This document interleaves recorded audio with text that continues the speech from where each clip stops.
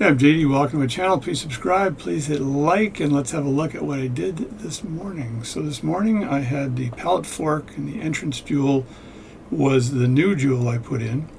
I used this depthing tool, which is very handy, and mounted my escapement wheel on one side and then the pallet fork on the other side, and made sure that the depthing tool distances were perfect for those two, I'll say, gears, right? One's a gear and one's a pallet fork. And I mounted them up, and I noticed that the new jewel I had installed wasn't locking properly. It wasn't out far enough. And so I took it all apart again. I adjusted that jewel again, put it back in the depthing tool, and made sure that it was actually out far enough to lock. So, so if you're a watchmaker, you know what I mean. So this was the entrance jewel as opposed to the exit jewel or stone. So I used this tool. It came in very handy. I did that under a microscope. And then I just used this plate here. Let me see if I can find that here. I used this device here to grab that pallet fork.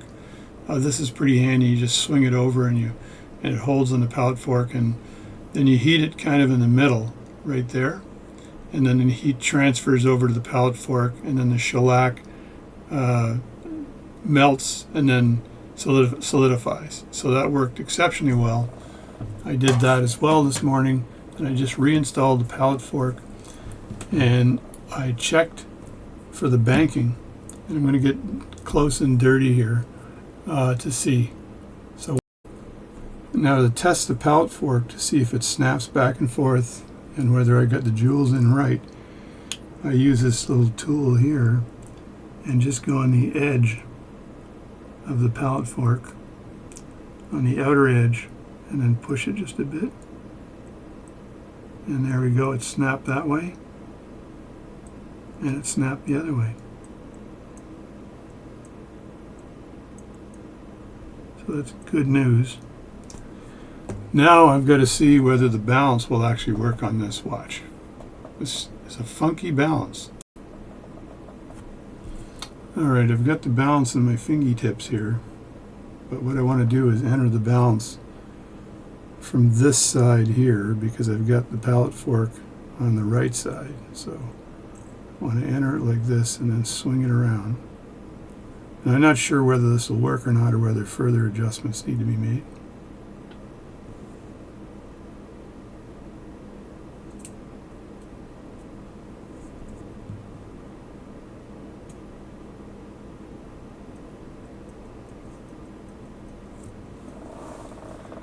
Oh my God, it's working.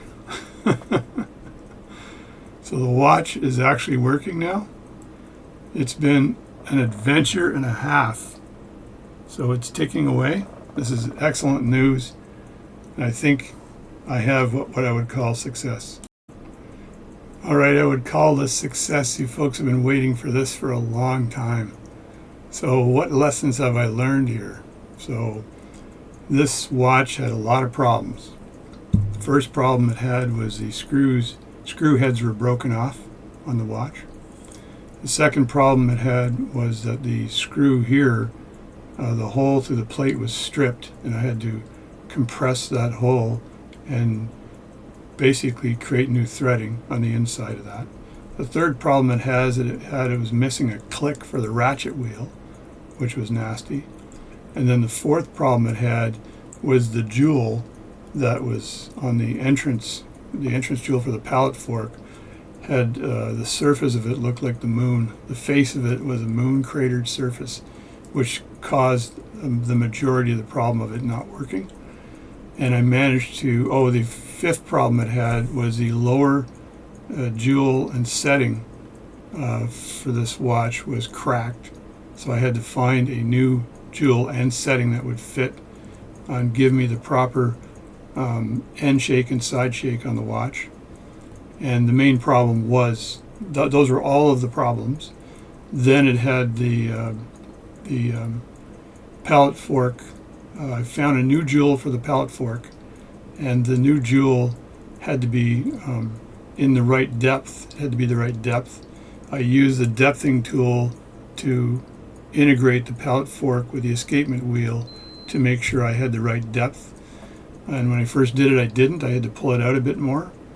Then I shellacked the jewel in place. So that's shellacked in there. And through a lot of work, I've got this thing going. I'm very satisfied that this is now working. And I will let this thing run for at least a week, just in case, for example, the shellac on the pallet fork lets go or something else might happen to it. So I'm going to let this thing run for like a week, wind it up, keep it running.